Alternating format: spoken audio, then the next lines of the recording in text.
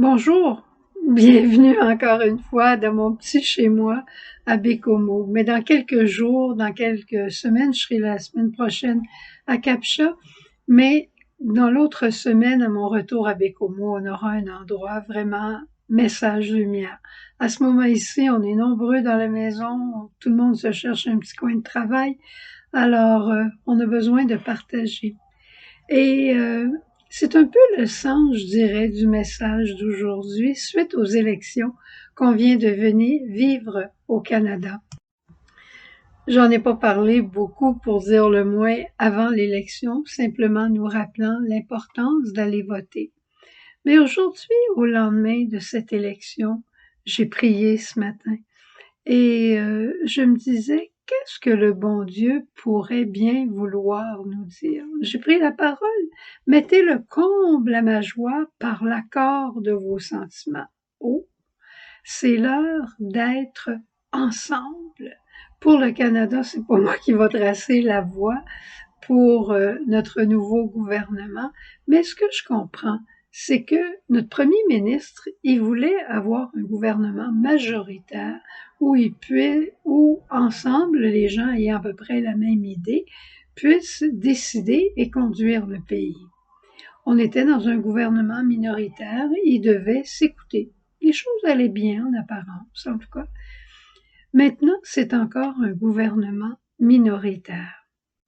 Le Seigneur pourrait nous dire à nous, dans nos familles, prendre cet événement-là pour nous parler dans notre vie de famille, prendre cet événement-là pour nous parler dans notre vie de communauté, prendre cet événement-là pour nous parler dans la vie de l'Église, dans la vie de toute forme de société, dans la chorale, dans une équipe de sport.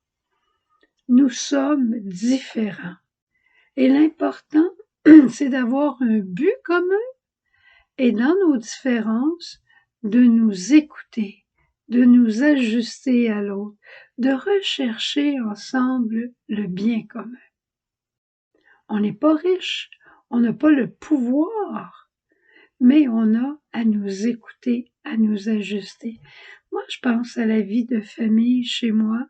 On était juste 4. On avait une voiture à un moment donné pour les 4 et on avait sans cesse à s'ajuster. Papa, est-ce que tu peux venir me reconduire là? Mais papa, il dit, j'ai déjà promis à Paul, alors on va aller reconduire Paul, puis après je vais aller te reconduire. Et on avait sans cesse à s'ajuster, à s'écouter. Et ça, je pense que ça crée la communion. C'est facile de dire, on n'aurait jamais pu avoir ça parce qu'on n'était pas riches, mais de dire, on est 4 et on a chacun une voiture. On est 4, on a chacun une télévision. On est 4, on a chacun nos affaires. Mais d'être obligé de partager, d'être obligé d'être ensemble pour écouter des beaux souvenirs de famille, c'est quand on était ensemble le dimanche soir, puis on écoutait Papa a raison. Hein? Ça, c'était le soir où mon père avait les épaules hautes et on était assis avec notre petit cabaret. Maman nous avait fait des sandwichs pour souper, c'était une fête. Puis on était tout ensemble à visionner la même histoire. Puis après, on en parlait. C'était extraordinaire parce qu'on regardait tous le même programme. Je te dis, d'être ensemble, ça a un grand, grand bien. Ça veut pas dire qu'on partage la même opinion, ça veut pas dire qu'on pense pareil, ça veut pas dire que on est d'accord avec tout, mais on cherche à s'ajuster les uns les autres. L'important, c'est souvent de se détacher de soi-même pour accueillir l'autre tel qu'il est. Aujourd'hui, dans l'Évangile, on voit Jésus qui envoie ses apôtres et qui les envoie pauvrement, qui leur dit de se détacher. Bon, ça peut sembler radical, c'est vrai que c'est radical, mais le détachement, c'est quelque chose d'essentiel. Te détacher de ta manière de penser, de te détacher de tes petits goûts, tes petits caprices, pour essayer de voir le bien commun.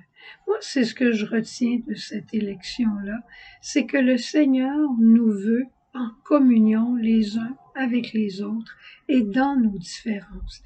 Essayons de trouver ce qu'il y a de beau chez l'autre. Essayons de donner nous-mêmes tout ce que l'on a de beau et essayons de sacrifier même aussi des choses qui nous tiennent bien à cœur, mais pour un plus grand bien, pour la communion.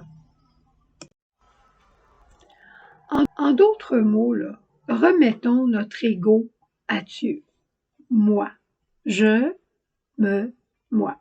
Je remets tout ça au Seigneur pour que ma nouvelle conjonction soit en nous, passer du je au nous. Demandons-le à genoux, comme Esdras le fait.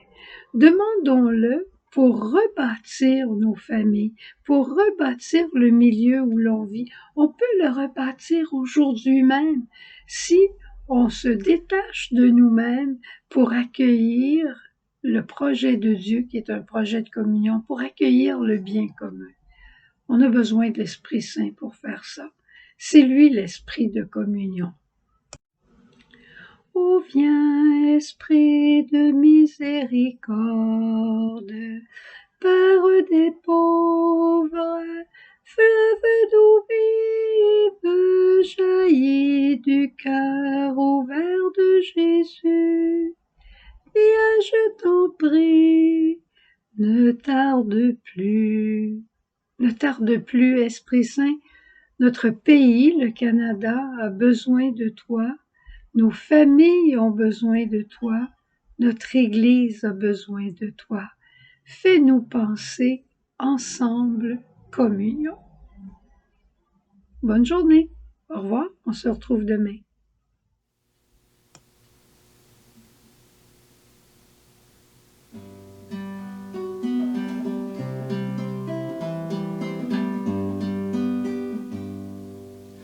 Dieu, c'est toi que je désire, tout mon être est pour toi. Ton silence m'attire, ta présence est ma joie. C'est toi mon seul abri, mon rocher, ma justice. Tu m'accueilles et m'instruis, tu me mènes au repos, en toi seul je mets ma foi. Dieu, c'est toi que je désire, tout mon être est pour toi. Ton silence m'attire, ta présence est ma joie.